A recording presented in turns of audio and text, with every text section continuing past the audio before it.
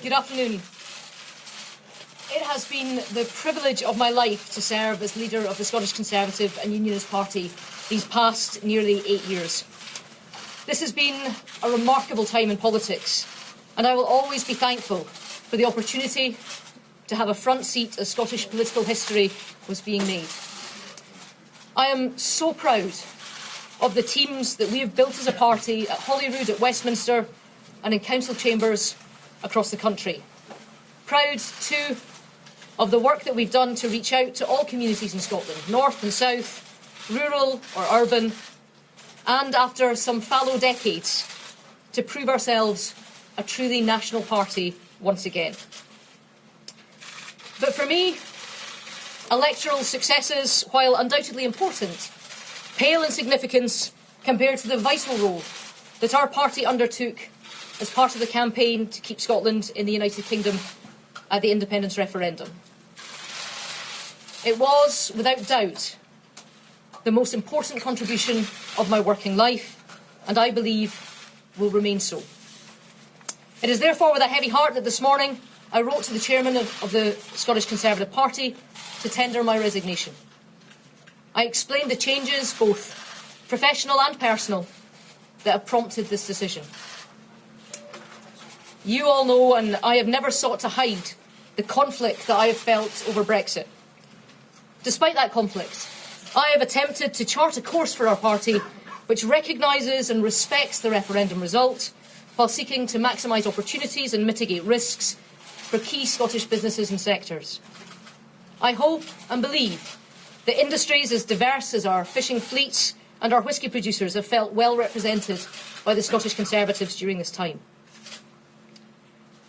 The biggest change, however, has been starting a family.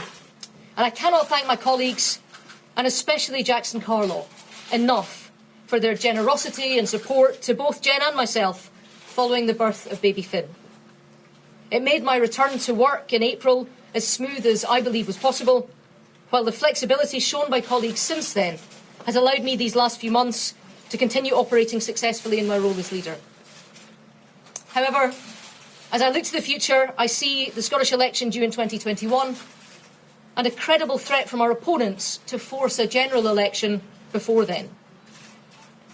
Having led our party through 7 national elections and 2 referenda, I know the efforts, the hours and the travel required to fight such campaigns successfully.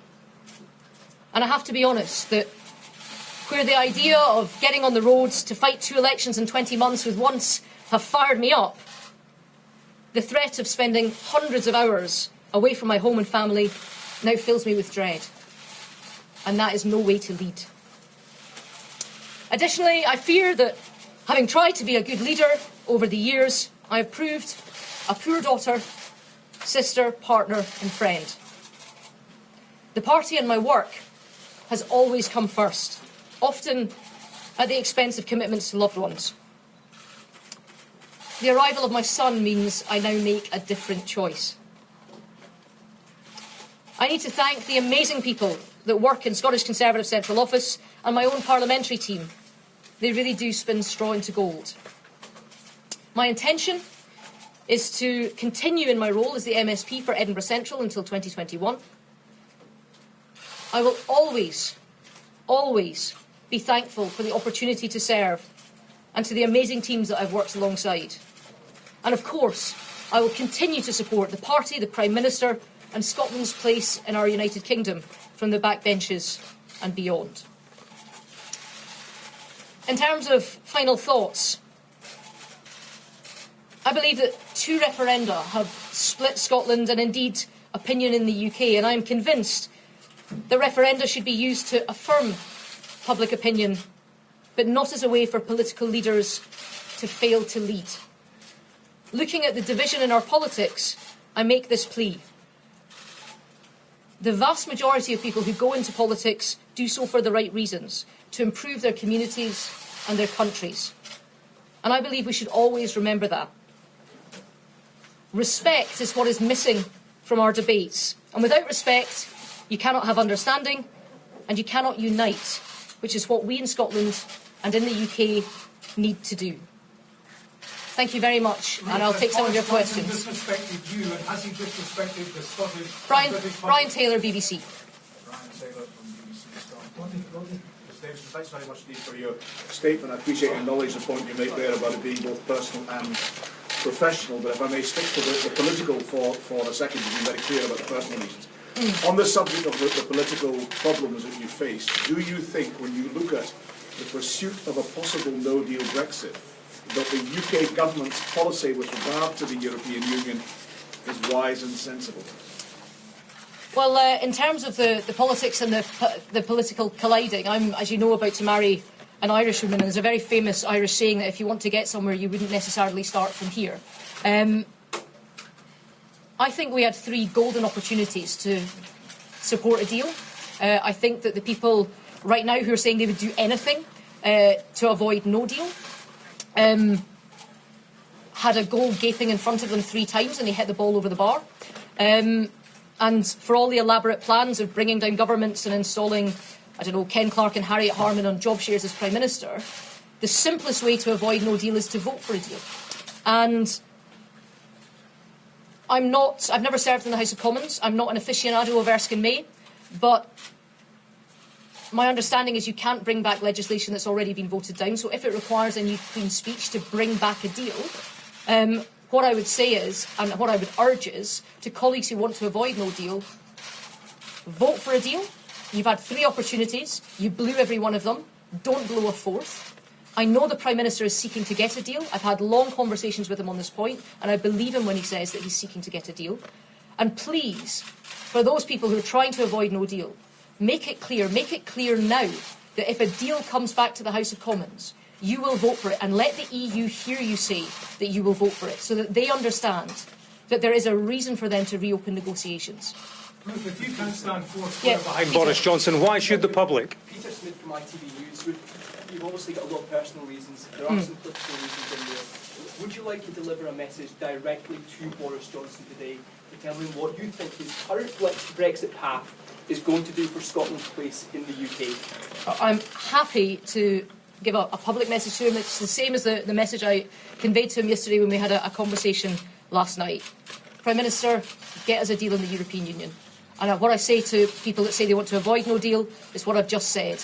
If the Prime Minister brings a deal back to the House of Commons, as I know he is trying to do, for God's sake, get behind it. And this time, at the 4th time of asking, vote for it. Yes. If you can't stand 4 square behind Boris Johnson, why should the Scottish public, and indeed the British public, and tell me this, has he weakened the Union, and in stepping down have you? I've made clear, both in my statement and in the questions I've already answered, that I stand absolutely 4 square behind the Prime Minister's attempts to bring back a deal that can pass in the House of Commons. And I ask my colleagues to pass them too. And what I would say to him, and I've as well as the letter that I've published that I wrote to the chairman of the Scottish Party, I've also written a formal letter to the Prime Minister as well, and it's up to his office if they choose to publish it or not. I'm happy for him to do so, where I've personally thanked him for his commitment to facing down another second independence referendum, to securing Scotland's place in the Union, and to, in his short time that we've worked together since his election as Prime Minister, to his positivity, enthusiasm, his understanding in terms of an engagement with Scottish events, but also his understanding that warm words often aren't enough. They have to be backed up by resource as well. I'll take one more question. Here. You accused the Leave campaign and Boris Johnson of not telling the truth during the EU referendum campaign. Do you now believe that those people who are running the government, including Boris Johnson, are being honest about the prospects of a no deal, about their reasons for suspending Parliament? And can you, in good faith, defend the position of the Tory party now under Boris Johnson? Well, look, there has been a lot that has been written about my relationship with the Prime Minister. I went down to Downing Street to meet him last week in a private meeting.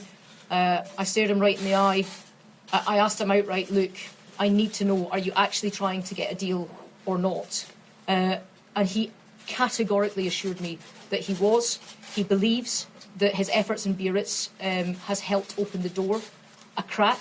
I know that what would help further would be for people who want to avoid no deal to come out and say that if a deal's brought back to Parliament, that they would back it at this term in the way that they have failed to do 3 times already. So I want him to get that deal. I believe that's what he and his government are working towards, and I support him in that effort.